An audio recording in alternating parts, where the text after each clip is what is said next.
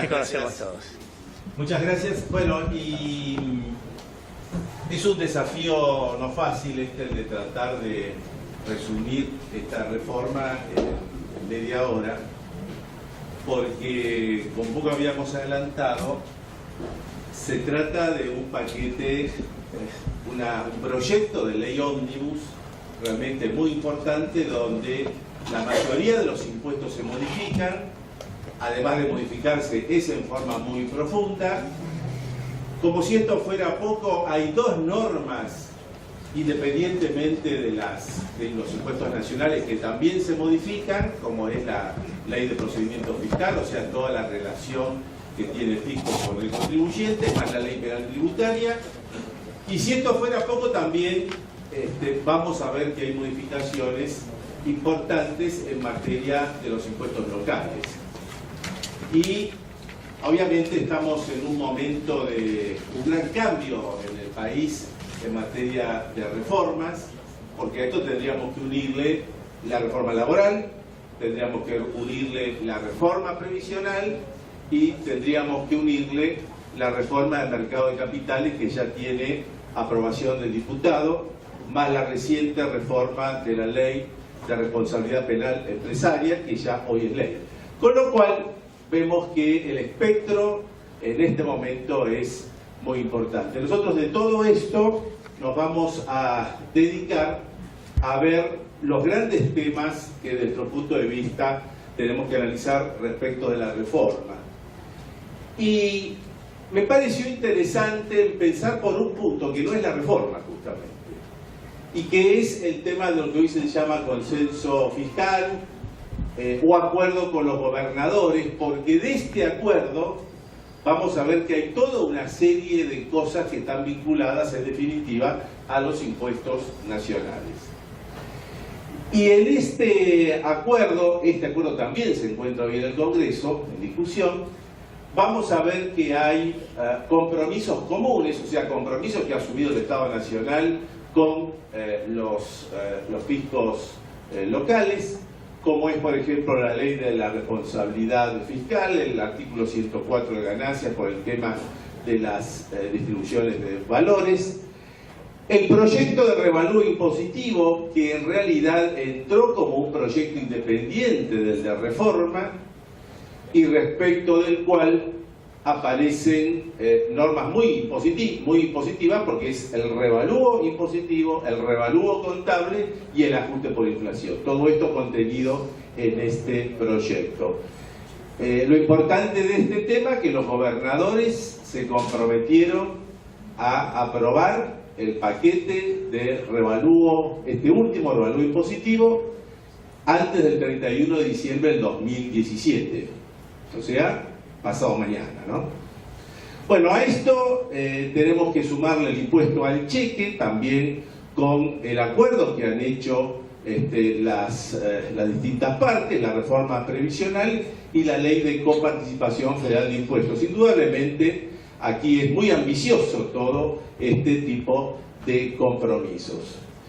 El Estado Nacional, por otra parte, se compromete a las compensaciones a las provincias como consecuencia de las pérdidas de recaudación que tienen las provincias como consecuencia de estas modificaciones, y también es muy importante los compromisos que asumen las provincias y el gobierno de la Ciudad de Buenos Aires. Diríamos que en particular lo es respecto del impuesto a los ingresos brutos.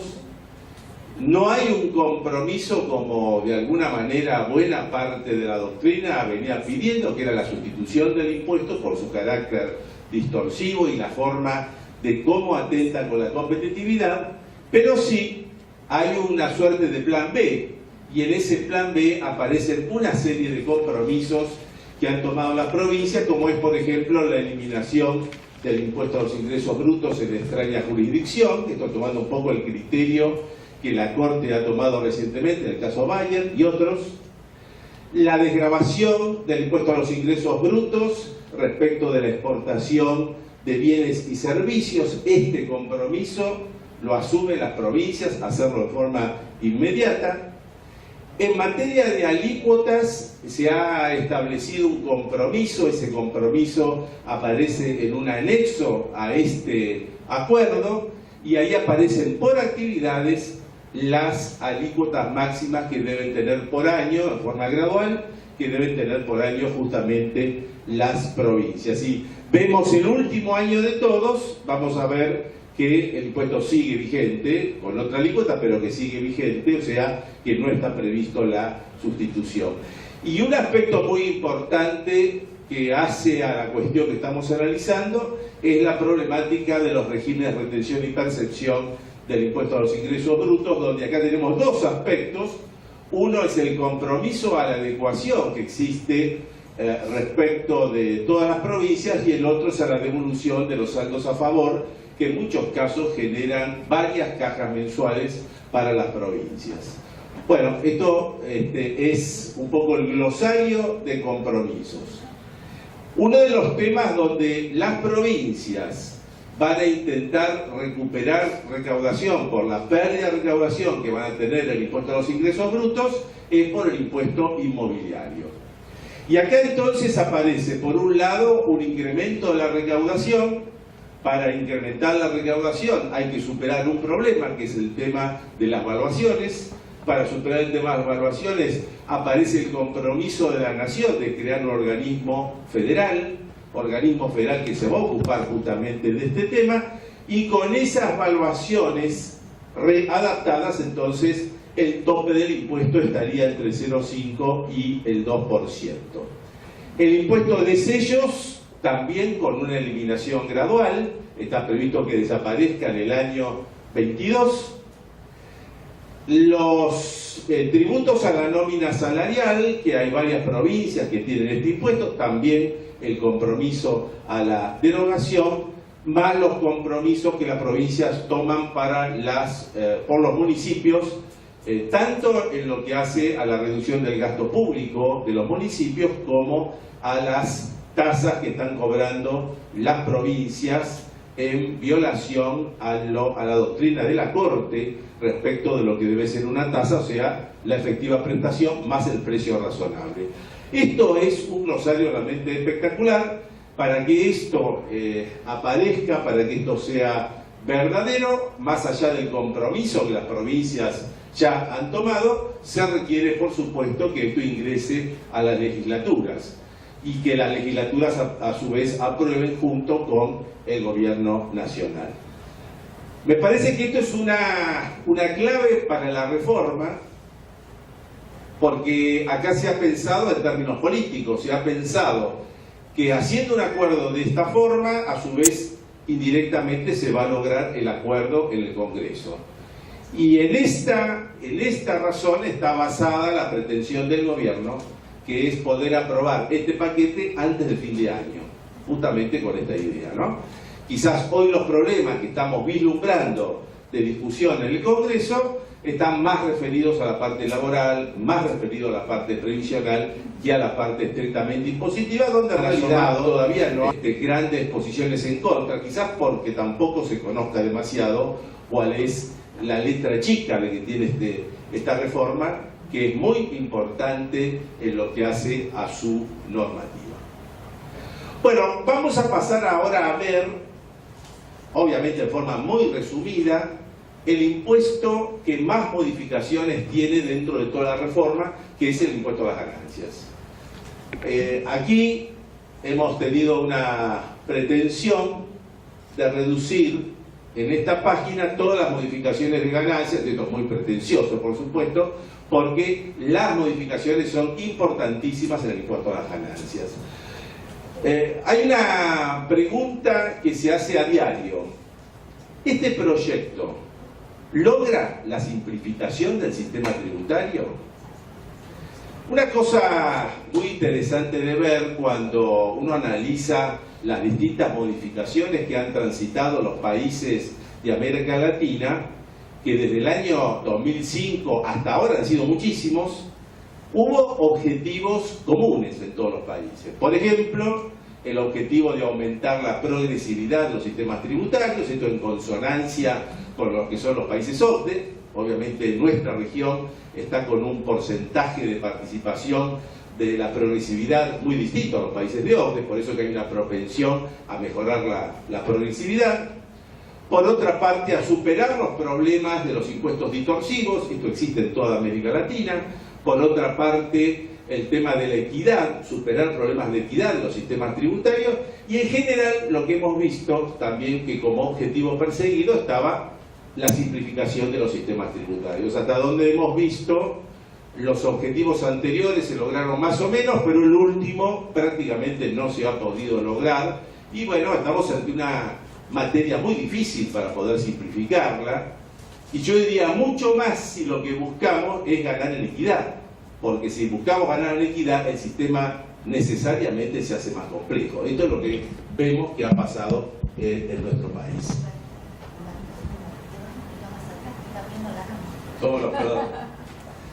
Bueno, fíjense que en el impuesto a las ganancias, el proyecto es realmente muy importante en lo que hace a normas internacionales. La Argentina se coloca en una legislación de primer mundo en esta materia, porque todas las disposiciones que tiene OCDE o todas las invitaciones que hace el programa BEPS para los distintos países han sido recogidos en este proyecto, con lo cual es un proyecto de verdadera avanzada. Por supuesto que acá aparece el precio de transferencia, acá aparecen los países de baja o nula tributación, acá aparecen todos los problemas de transparencia.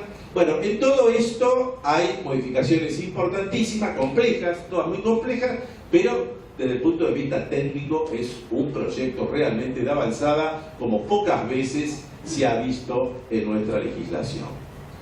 Y nosotros intentamos separar las modificaciones en modificaciones que tienen que ver con las personas humanas o las que tienen que ver con las corporaciones, porque obviamente los temas son totalmente distintos. Y la primera pregunta que se hace siempre es decir, bueno, ¿cómo impacta el impuesto para las personas humanas? ¿Cómo se corrige el problema de la inflación? ¿Cómo se corrige el problema de las deducciones? ¿Cómo se corrige el problema de las escalas de imposición? El proyecto nada dice de todo esto.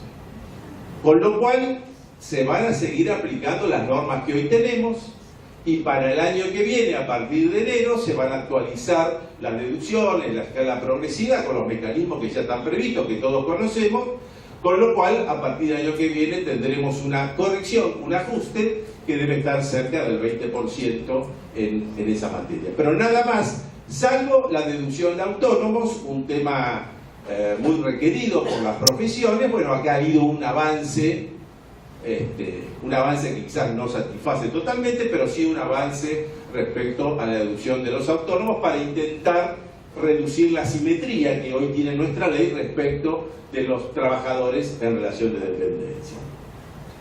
Obviamente, el tema más importante que se ha modificado en ganancias y que más crítica, más controversias ha tenido es la renta financiera.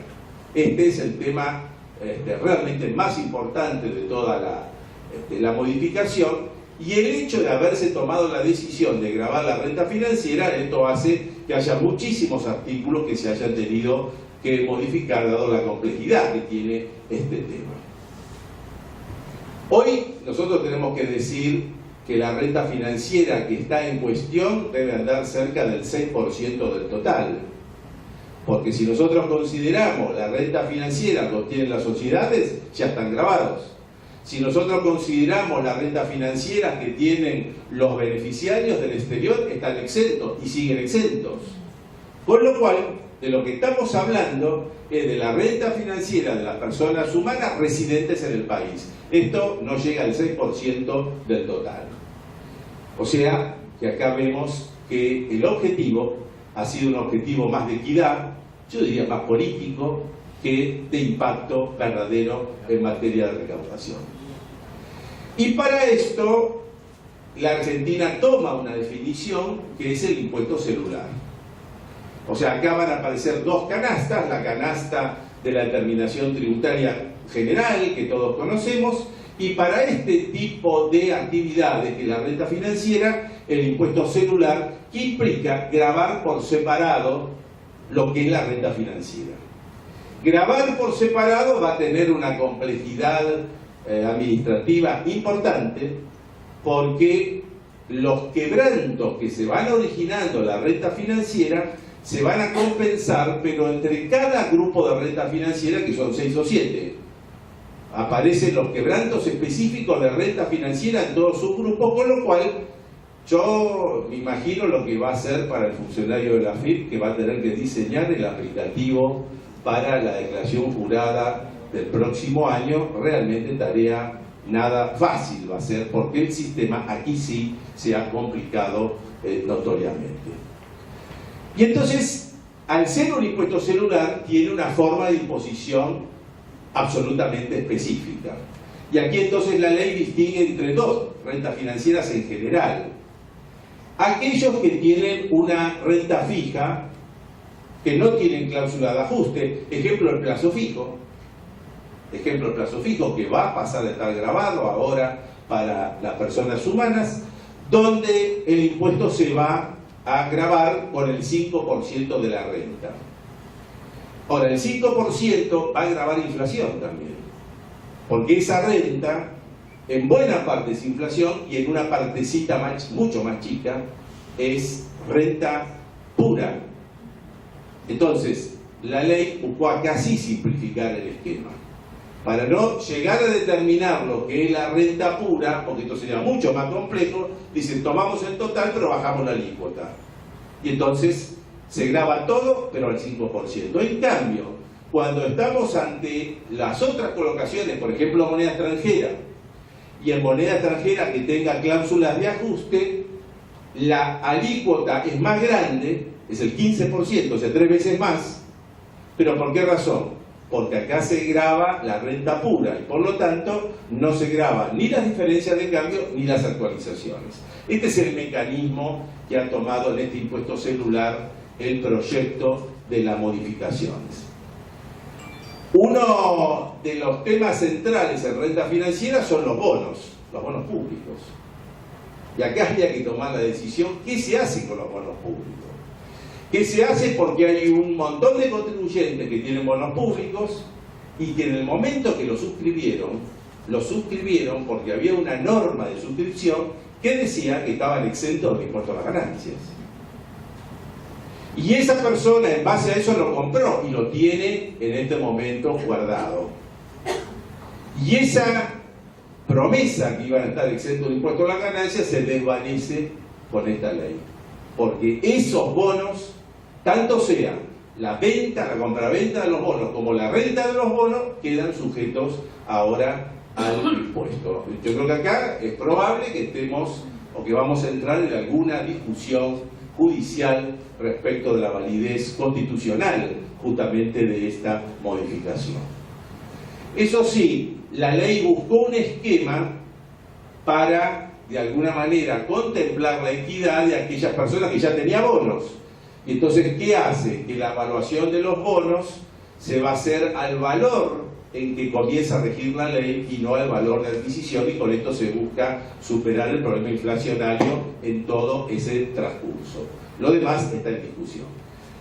Y el otro aspecto para las personas humanas es la enajenación de inmuebles, los resultados de la enajenación de inmuebles, que hoy como ganancia de capital están sujetos al ITI, al impuesto a la transferencia de inmuebles, a una alícuota que es el 1,5 sobre el precio de venta, pero que como consecuencia de la modificación va a estar sujeto a ganancias. Va a estar sujeto a ganancias ya no sobre el precio de venta, sobre el resultado. Y la alícuota va a ser del 15% sobre la ganancia. Por supuesto que acá se ha contemplado el efecto inflacionario y por lo tanto el costo va a estar represado por la inflación. Es importante señalar que en este caso no se graban la venta de casa-habitación. La venta de casa-habitación va a seguir estando exenta de ganancias y se grava a partir del segundo inmueble. Por ejemplo, alguien que tenga el inmueble alquilado, que se lo tenga dado a los hijos, etc. Ese segundo inmueble, o como inversión, ese segundo inmueble sí va a estar sujeto al impuesto. De todas maneras, la ley ha contemplado un tema de equidad dentro del gradualismo total que tiene esta ley, un tema de bastante equidad, que aquellos contribuyentes que tienen inmuebles a la vigencia de la ley y que los vendan, no van a quedar sujetos al impuesto. Es decir, esto se va a aplicar para las compras de nuevos inmuebles que se hagan a partir de la vigencia de la ley. Si esto va a empezar, como va a empezar en el año 2018, aquel que tenga un inmueble en 2017 y lo vende en 2018 no paga, pero aquel que compre el inmueble en 2018 y lo venda paga el impuesto, y esto es una buena salida. El resultado de venta de acciones cotizables siguen exentos los fondos comunes de inversión, y obviamente no están exentos la venta de acciones que no cotizan en bolsa. Y en personas jurídicas, en la renta corporativa, hay modificaciones realmente trascendentes, porque uno de los temas graves del impuesto a las ganancias nuestras es que el impuesto a las ganancias de las rentas corporativas llevaba la alícuota del impuesto una de las más altas del mundo. Es decir, si nosotros esto lo relacionábamos con los promedios de los países socios o lo relacionamos con los países de América Latina, la Argentina estaba lejísimo como primero. Estados Unidos está primero, pero ahora también viene la modificación y también viene una reducción sustancial en la renta corporativa. Yo creo que con buen criterio el legislador lo que hace es disminuir gradualmente la alícuota. Fíjense que el 35% que hoy tenemos va a ser 30% en el año 2018 y 2019. Esta es una constante del proyecto, el gradualismo. 2018 y 2019 del 35 baja al 30 y a partir del 2020 pasa al 25%. Esto es a partir de los ejercicios que comienzan el 1 de enero del 2018.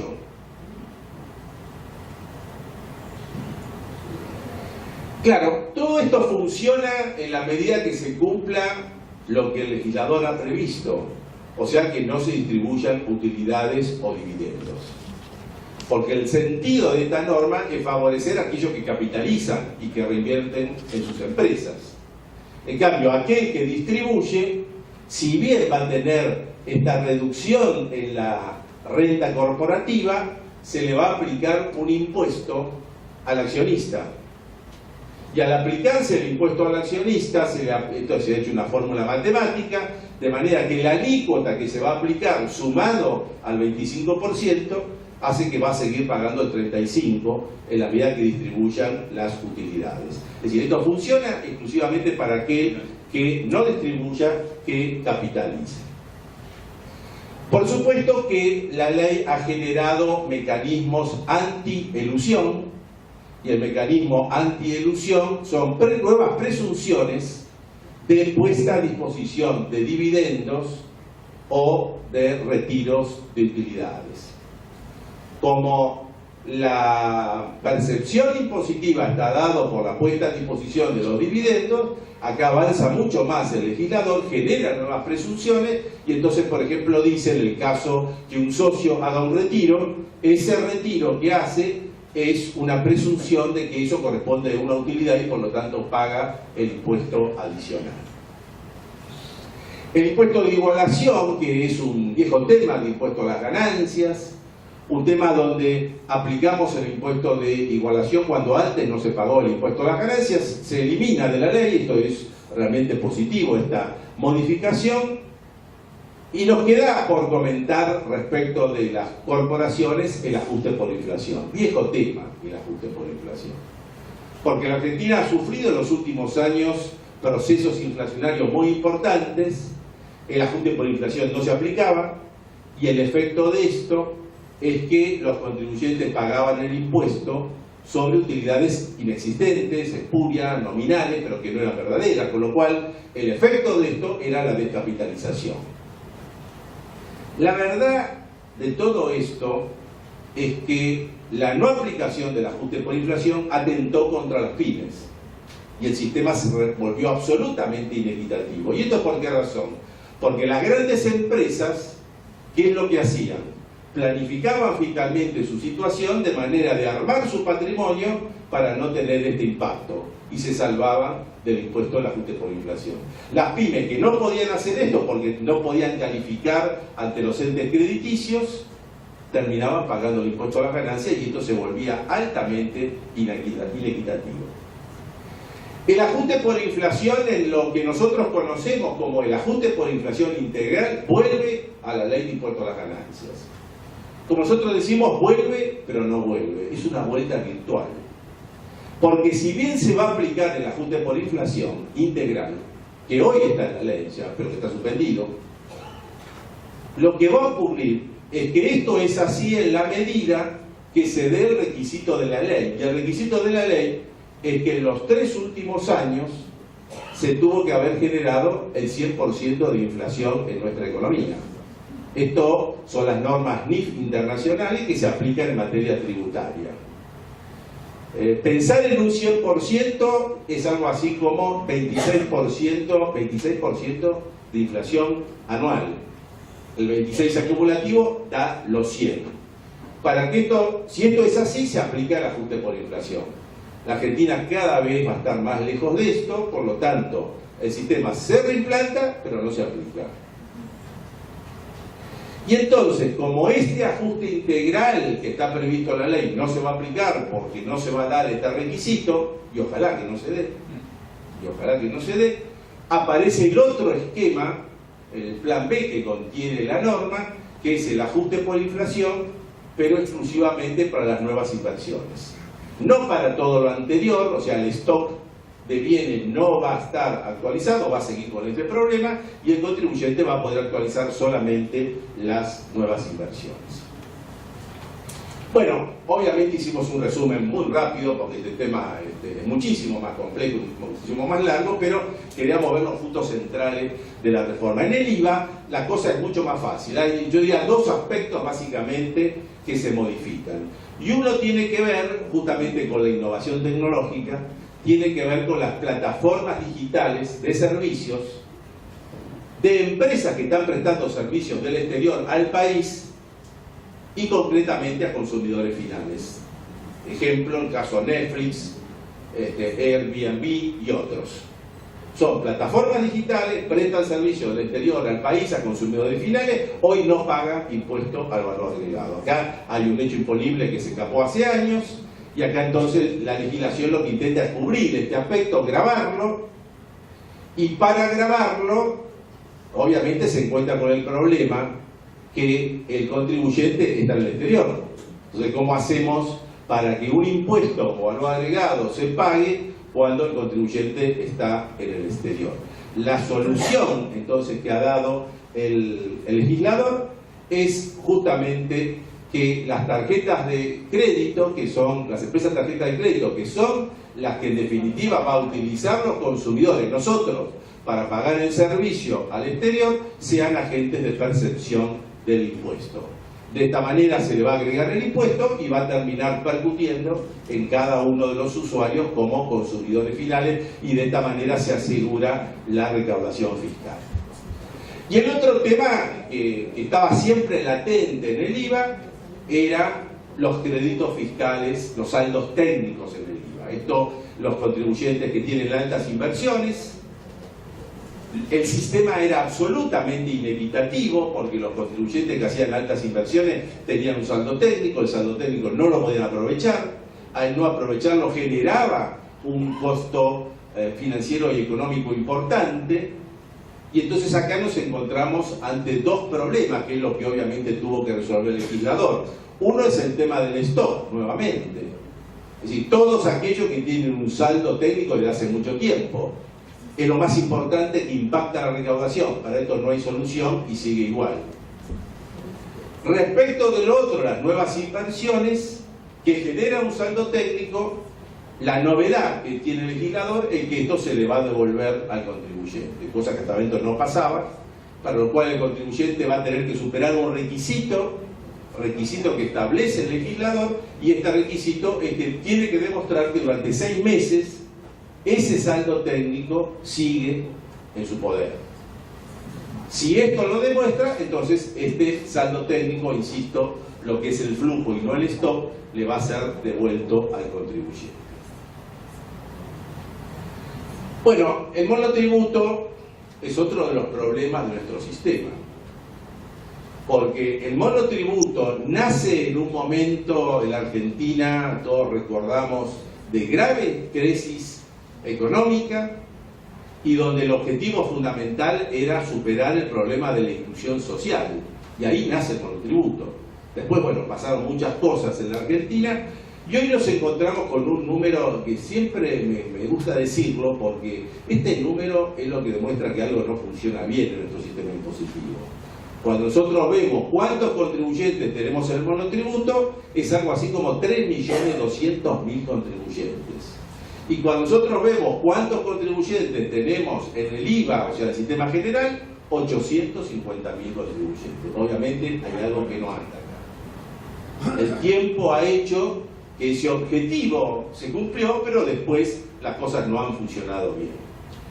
Entonces, ¿qué hace el legislador con esa gran cantidad de monotributistas? En realidad no hace demasiado, porque todas las modificaciones que propicia no cambian demasiado, son más formales que otra cosa, y realmente no, creo que ni vale detenerse en estas modificaciones que son, insisto, más formales.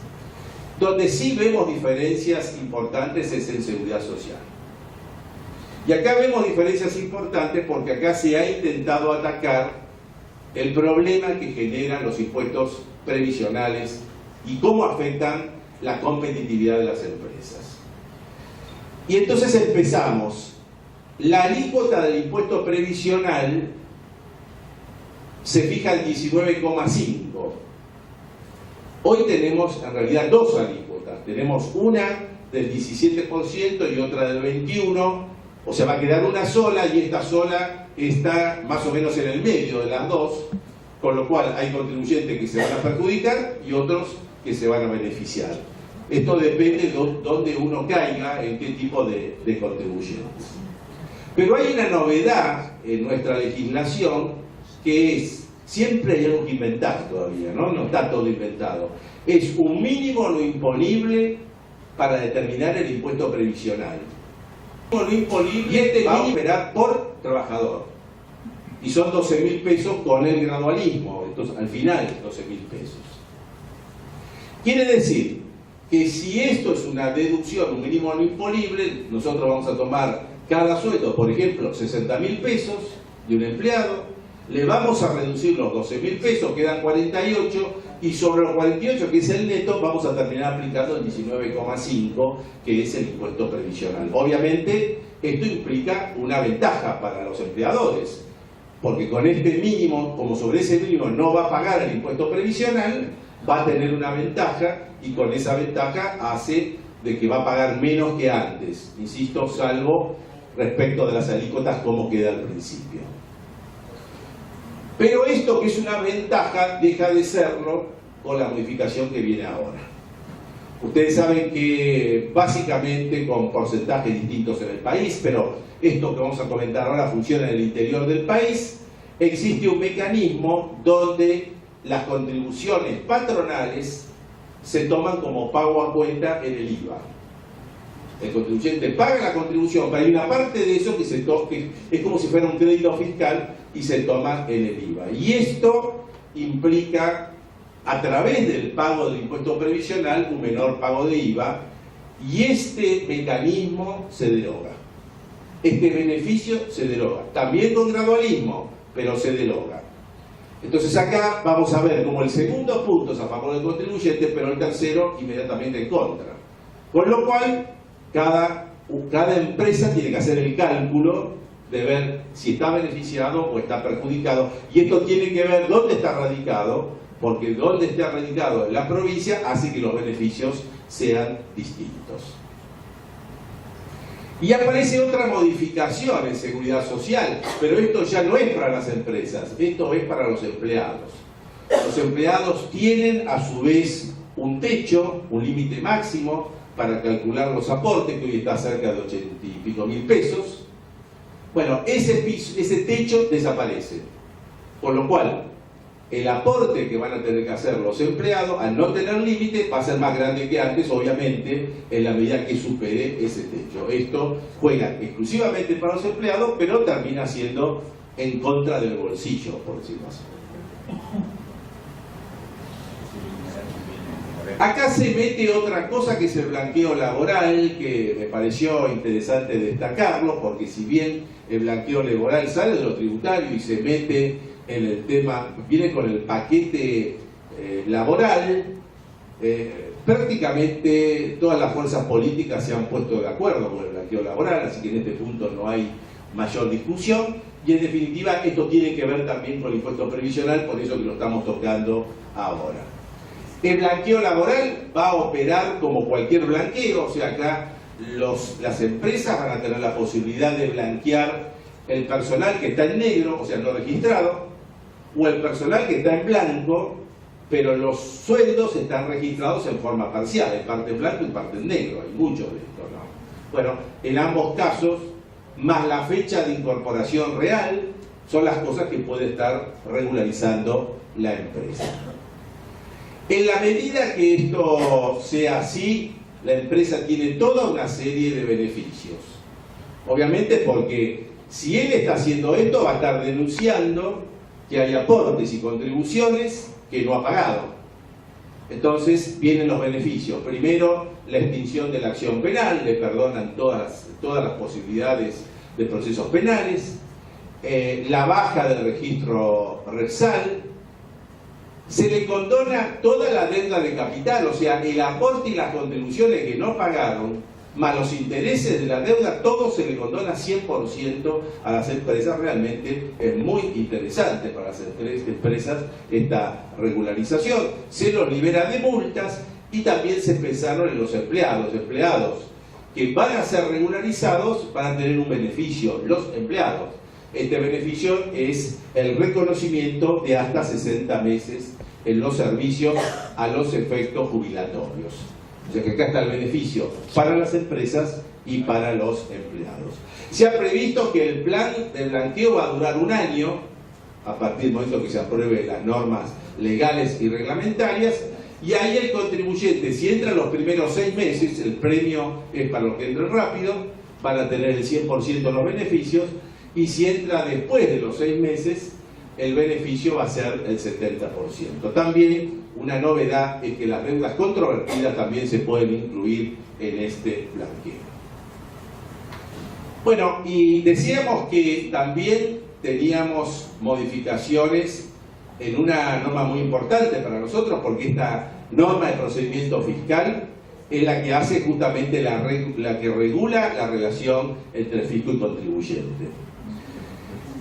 Estas modificaciones son muy importantes, con lo cual vamos a hacer también una presentación muy somera de todo esto, y lo primero que hemos hecho es buscar algunas normas que son normas que de alguna manera están beneficiando la situación de los contribuyentes. Acá hemos logrado 11 normas que son, hay muchos más, ¿no? Pero 11 que son a favor del contribuyente. Por ejemplo, en materia de principios de interpretación de la ley, se establecen algunas modificaciones que tienen como objeto dar más claridad a los principios que se aplican en materia tributaria. Por ejemplo, el hecho de señalar que en materia tributaria no se puede aplicar el principio de analogía ni para definir un hecho imponible, ni para definir exenciones, ni para aplicar sanciones. Este criterio que tiene la Corte, bueno, lo toma la legislación.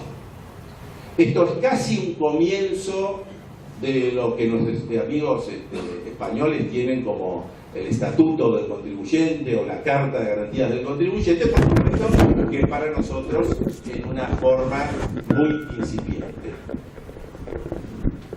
Bueno, aparecen modificaciones, como ustedes pueden ver, de todo tipo. Yo quiero quizás detenerme en una, que es la presentación espontánea, porque esto había sido requerido hace mucho tiempo en general por sectores profesionales. La presentación espontánea vuelve a la ley de procedimiento y aquel que reúna esta posibilidad entonces va a quedar condonado de sanciones. Hay un tema muy importante que es la instancia del acuerdo conclusivo voluntario, o sea, por primera vez se introduce la conciliación tributaria administrativa en materia impositiva. Acá se han tomado la figura de España, la figura de México, la figura de Estados Unidos, se ha hecho un refrito, sale el modelo argentino, que tenemos que ver qué va a pasar con este modelo argentino, porque en realidad este modelo, para que se aplique, requiere de una reglamentación.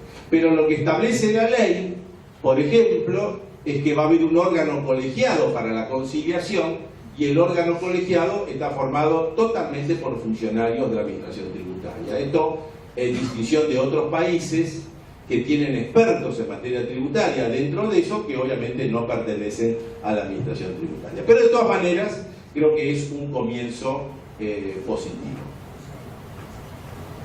Quiero terminar un poco con los temas de la ley penal tributaria, un tema largamente requerido por todo el mundo, los pisos de punibilidad, ahora denominado condición objetiva de punibilidad, la modificación de la ley. Esto de alguna forma sale al encuentro de los problemas de inflación que hemos tenido, que indudablemente ha hecho que muchos contribuyentes se caigan en un proceso penal cuando está muy lejos en función de los valores. En general, el criterio que se ha tomado es multiplicar todo por 2,5, por eso que la evasión simple de 400.000 pesos pasa a 1 millón. En nuestros cálculos debía dar cerca de 2 millones, con lo cual la actualización se quedó en la mitad de camino, pero bueno, algo es algo. Esto produce el efecto de la despenalización de las causas que están en trámite y que no superan el 1 millón de pesos. Esto se calcula en el 40% de las causas, esto es importante. Es decir, a pesar que ha sido muy austera la adecuación, con esa posición austera el 40% de las causas quedan despenalizadas. Y para el futuro aparece esto de la unidad de valor tributario, que es un mecanismo de actualización automática que se va a realizar en diversos impuestos para las multas fijas, etcétera, y que en materia penal tributaria también se va a aplicar, con lo cual para adelante vamos a tener una actualización automática. El tema de la fuga de proceso, y con esto cerramos. Se elimina la presentación espontánea en la ley penal tributaria, es decir, la presentación espontánea que vuelve a la ley de procedimiento se elimina de la ley penal tributaria. Y como fuga del proceso, el mecanismo que ha sido previsto es el pago con la aceptación incondicional, ahora con el pago total, no con la presentación espontánea, que era deuda de capital. Hay que pagar la deuda de capital más los intereses, o sea, todo, y además por única vez. O sea que esto no juega como la presentación espontánea, que podía ser utilizada por los contribuyentes en todas las circunstancias. Muchas gracias.